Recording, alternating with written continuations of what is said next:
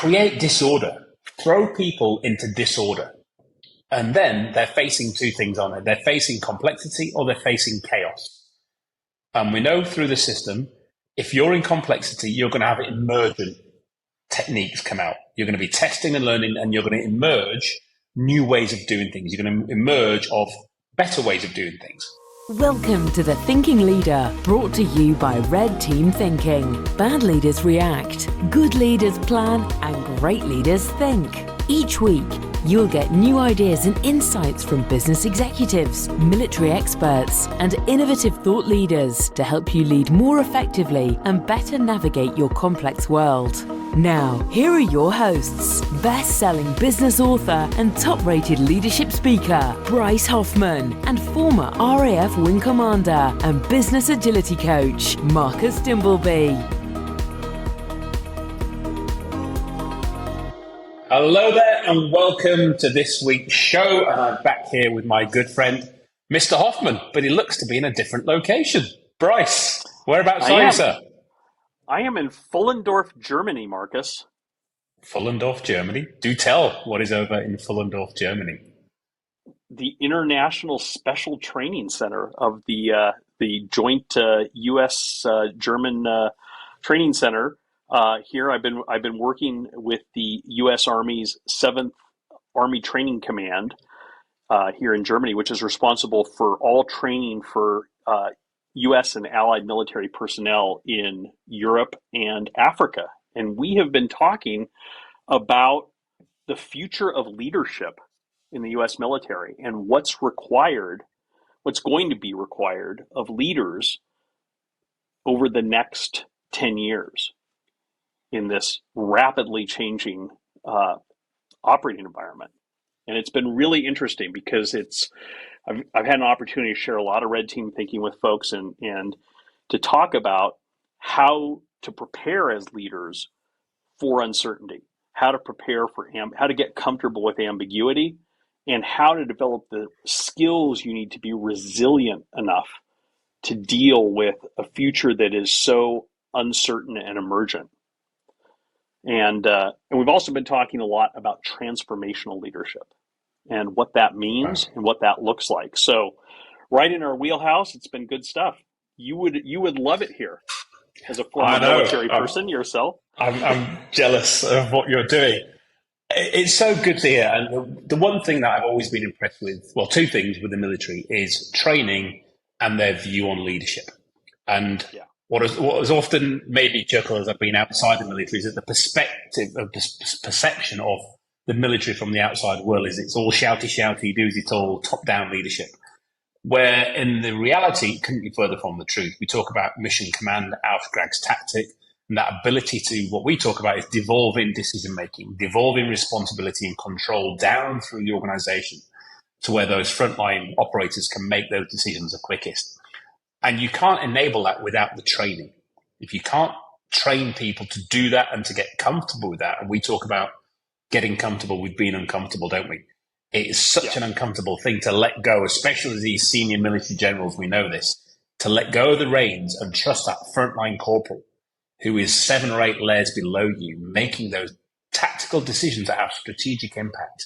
If you're not trained to do that at all different levels, then you're going to fail. And I think there's so much that our business clients and leaders in the world today can really take from looking at how the military, both the US and our allied forces, really focus on training and leadership. Absolutely. And, one of the things that's so important that you touched on, Marcus, is that they do focus on training and leadership. And I've had this conversation with several of the folks here about how much training you get in the U.S. Army in leadership development as a colonel, as a major, as a brigadier general. And you contrast that, as you and I have talked about before, with the civilian world, where, if you're lucky, you get sent to, an executive MBA program if you're a high potential executive, and you might get a few classes here and there, but really nothing like you get in the military. And it's unfortunate because I see these folks here struggling with the question of, are we doing enough training for our leaders? And yet they're doing so much more training Yeah. than any business I've ever been in. And it's funny because, well, it's not funny. It's actually sad. Just today, one of the other instructors in this program that I've been working with made the comment that, you can't come back in 2035 and send a leader to a training course to make up for all the training you didn't give them in leadership between now and 2035. How profound is that, right? How profound That is is that? brilliant. And that aligns with the sort of comedic discussions we've had before, isn't it? Where in the commercial world, in corporate, you normally get to a certain level, and then that morning, out of your cornflakes packet arrives the leadership course that you're going to get sent on for either 2 days, or maybe you might get your annual online program, which is always fun. But as you said, if you're starting to do that as you're late into your career, the ship sailed. To me, leadership isn't a thing or a person. It's a capability that we should really be instilling in everybody, from the most junior intern who's just arrived all the way up to the board member who's been there 50 years. And that's what I love about the military. The minute you arrive at boot camp, boom, leadership. It's drilled into you, whether you're a junior, whether you're a senior, whether you're an officer, whether you're non-commissioned, because that ability to lead at any time, at any point in your career, in your mission, whatever rank you are, is absolutely imperative for the success of that mission and for the safety of your comrades around you. And I think that's so important to understand, and something that's, I wouldn't say lacking, it's missing in many organizations across the commercial world. It really is. And, like you say, Marcus, I mean, having a library of 300 self-directed online video courses that no one watches is not the same thing as training. The other thing that really struck me today is, the program that I'm here as part of is, as I mentioned, is rethinking the strategy for training for military folks serving in this part of the world over the next 5, 10, 15 years. And it's often, when we start looking at long-term planning like that, people tend to divorce it from the people involved, right? People tend to look at it as an abstract thing. And there was a really powerful moment today where one of the other instructors, Dr. Jim Greer, who is a professor at SAMS, the U.S. Army's School for Advanced Military Studies. He actually is he works with our friend Colonel Kevin Benson there, and we got to get Jim. Yeah, we got to get Jim on the show. Jim was doing part of the program today, and there was a young second lieutenant in the back of the room who was there because he's the CG's driver. But this kid had the courage and the confidence when I was leading the program yesterday to speak up and to share some of his thoughts, and I really applauded him for it. And he mentioned, when he spoke up yesterday, he said, with all due respect to all of you senior officers in the room here, he said, most of you have been in the military longer than I've been born. And that yielded a lot of chuckles. But here's the thing that Jim Greer said today that really, I think, helped to put this in perspective for the senior leaders in the room. It's about 50 to 70 senior leaders in 7th Army Training Command. He said, think about, Max is this lieutenant's name. He said, think about what Max said yesterday. He said, you're here trying to plan what the Army is going to look like in 2030, in 2035, in 2040. He said, in 2030, Max is likely going to be a major. He's going to be a field grade officer. And in 2035, Max might be the XO, in a brigade. And in 2040, he might be taking over a brigade. He might be leading a brigade or a combat team. So you look at these things as abstract things, but they're not. What you're talking about here is what is Max's career path as a leader going to look like? This guy sitting right in the back room. Exactly. What are you planning for him? And that's when Jim made the comment. The thing that you can't do is come to Max in 2035 and say, oh, we screwed up. Here's a course to teach you how to be the leader you need to be now that you're the XO, to make up for all the courses and training we didn't give you over the last 12 years. And I think that's really important. Yeah. Go ahead. 100%, because the only consistent thing in that roadmap to 2030, 2035, 24 and beyond is Max, is the people. Because we don't know what's going to happen. We talk about a VUCA world. We can try and plan and work out what the threats are and what's going on globally, but we just don't know. But we do know, if we play our cards right, that Max will be the constant. And this is, I think, the biggest challenge, and certainly in the UK military, is how are we retaining talent? It's that famous word, isn't it? You hear that in business, talent retention. And we have a talent retention program to keep the great people. But how do you do that? How do you keep people, especially in a world where now it's very migrational in the workforce? People want to move around different places. And they do that in the military as well. We move around different roles often.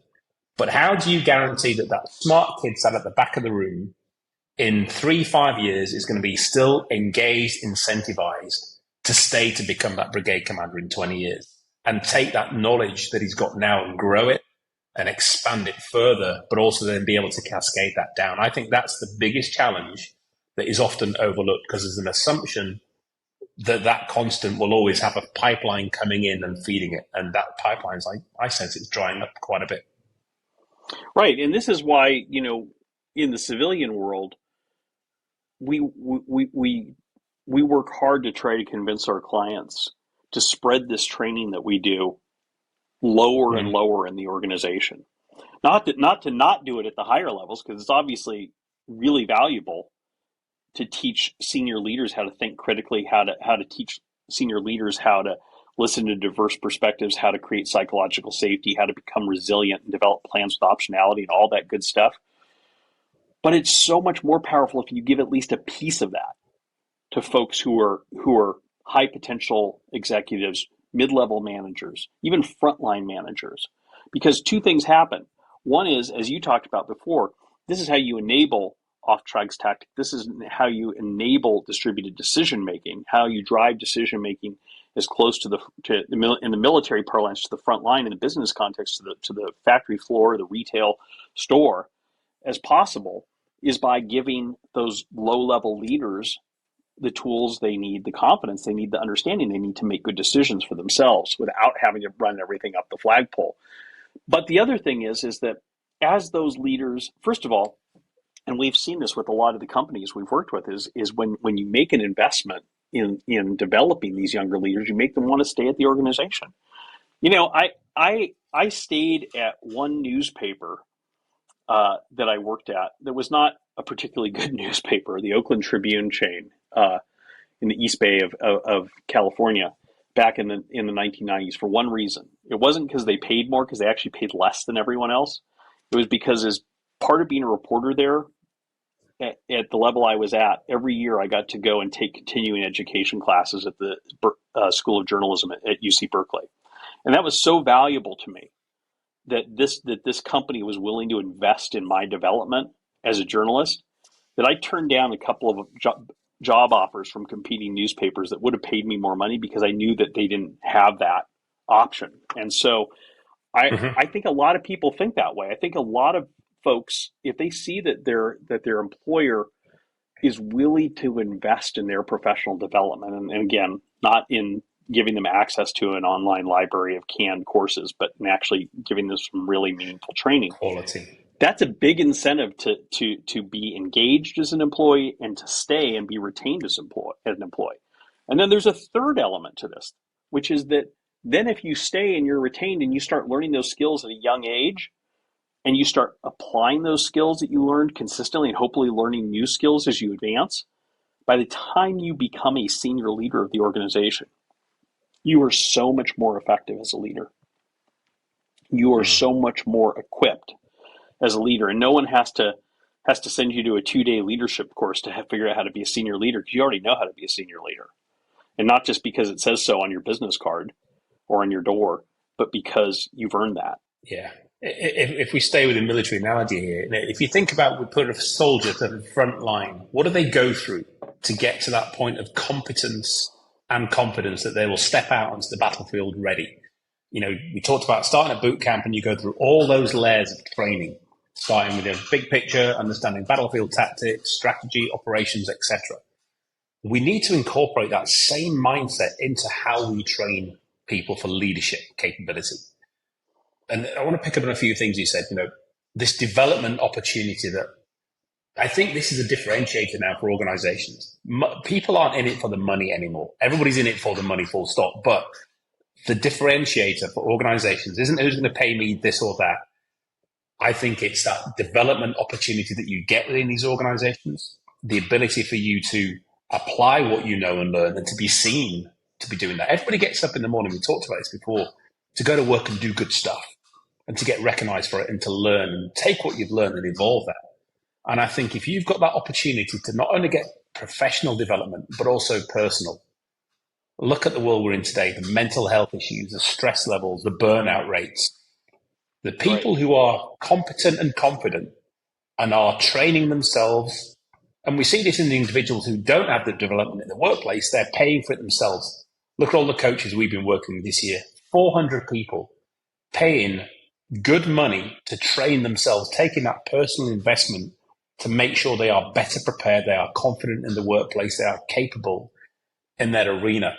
And I think if you have confidence in this day and age, because many of us don't, we talked about that baseball bat that's waiting for us. Every time we open the door in the morning, what's going to hit us today? We only have to look at the media, what's going on social media feeds. If we've got confidence to step into that, because we've got plans with optionality, because we can make decisions quickly and iteratively, because we've got people on the left and right of us, above and below us, who are all aligned, not groupthink, but aligned in their thinking, and we're going in the right direction, I think that's a real powerhouse for an organization to make itself stand out amongst a saturated market of people looking for quality places to work today. Absolutely. Let's take a break here. When we come back, I would love to talk about something else we've been talking a lot about here at USA/DEU Fullendorf, which is not surprisingly Ukraine. Hey folks, Bryce here. If you're listening to this and you're liking what you're hearing and you're wondering, am I a red team thinker? We have an easy way for you to find out.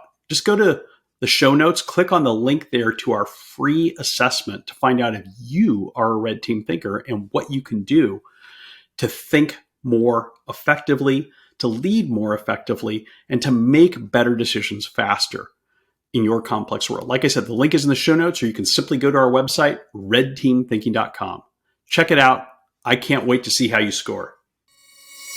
Welcome back. So as I said before the break, I wanted to continue talking, Marcus, about something else that we've been talking a lot about here in Germany, not surprisingly, which is the war in Ukraine, and specifically, really interesting conversation I had with some officers today about what we in the U.S. and what I think more broadly leaders everywhere can learn from the Ukrainians.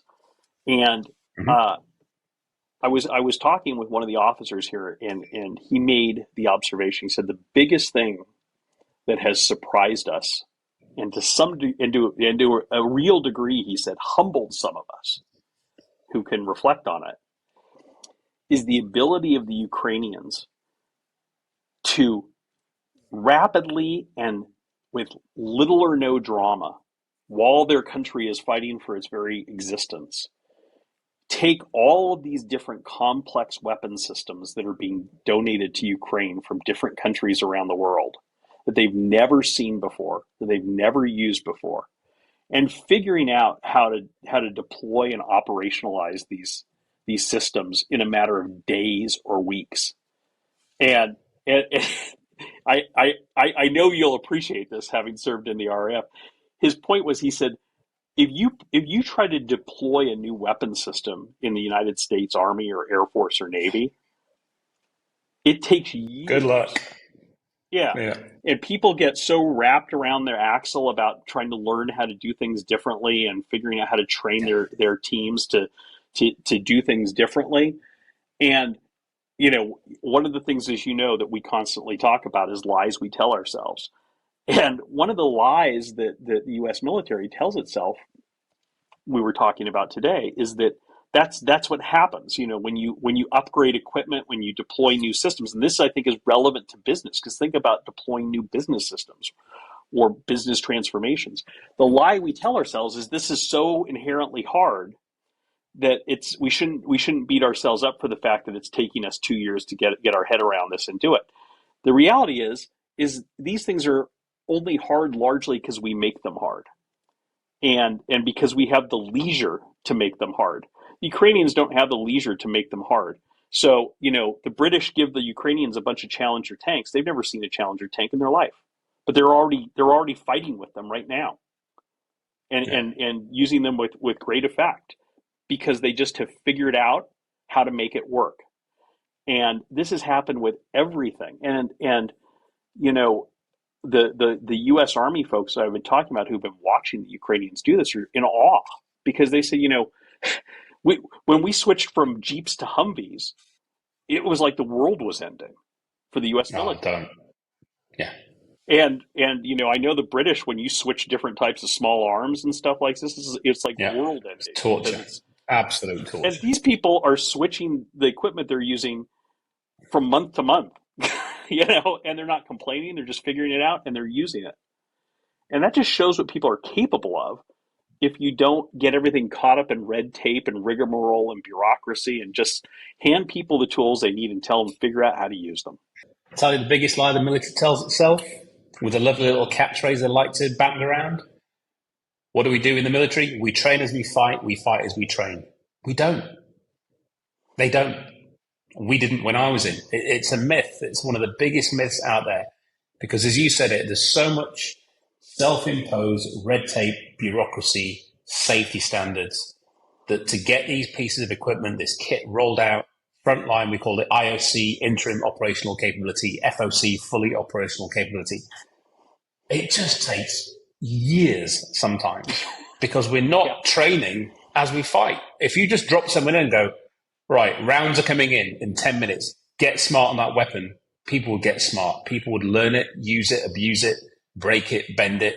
And that's what you want. If you talk about, a world where we need test and learn, experimentation, safe to fail experiments, where just deploy the kit, get it out there. And when you've got that burning platform, when you've got that pressing need to do something, which the Ukrainians clearly have, there's no reason why you can't create that every day. And, you see this in military exercises where we do live weapons firing.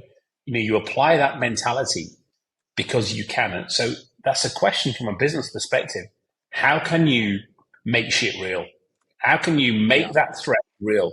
And we know in Netflix, they have the Chaos Monkey. They go down and they pull the server cables out to make sure Yeah.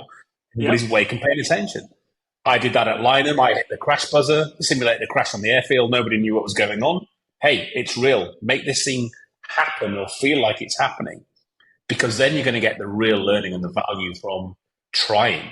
Because I think there's so much fear in, doing these things wrong, litigation, problems happening, but we still see it happening when it does. So I think there's a real opportunity for people to, as you said, forget the leisure time.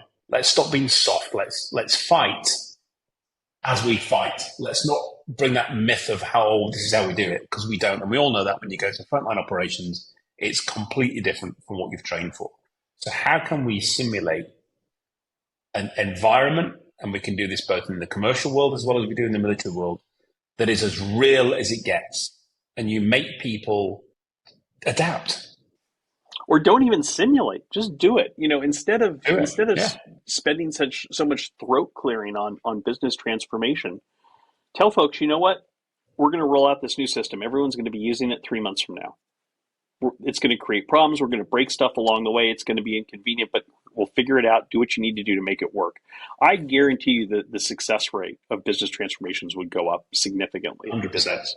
And 100%. it's people are afraid. People are so afraid of failing that they set themselves up for failure.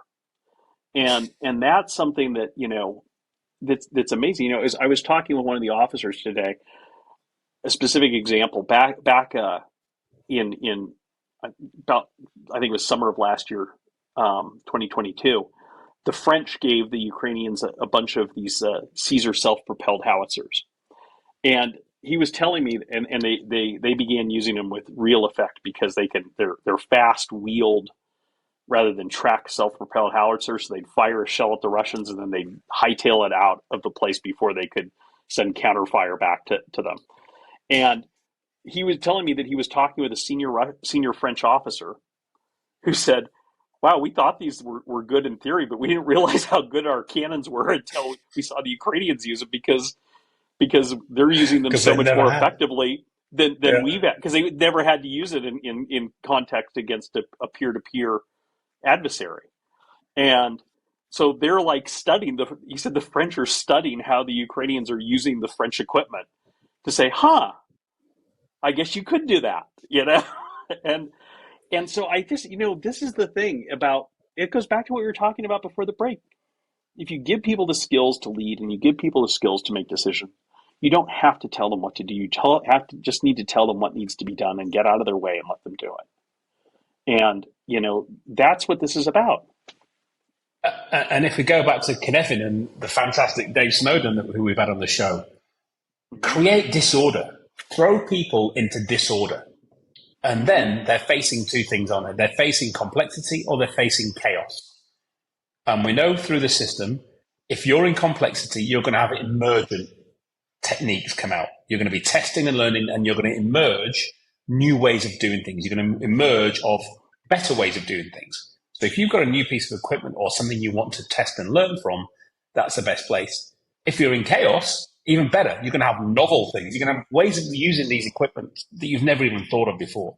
And that's what I love about seeing how the Ukrainians operate. They'll use these weapon systems as they were never designed for sometimes. They'll use them in terrain that they could never be developed for, but they are, because that's what happens in chaos. You have to come up with novel ideas and making things work.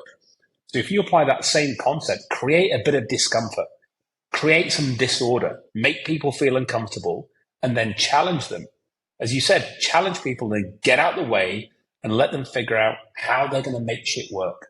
Because they'll do it. They will impress you with their innovation, their intuition, and their grit to make it happen. They really will. If you let them. If you let them, though. If you let them. There's two sides to this.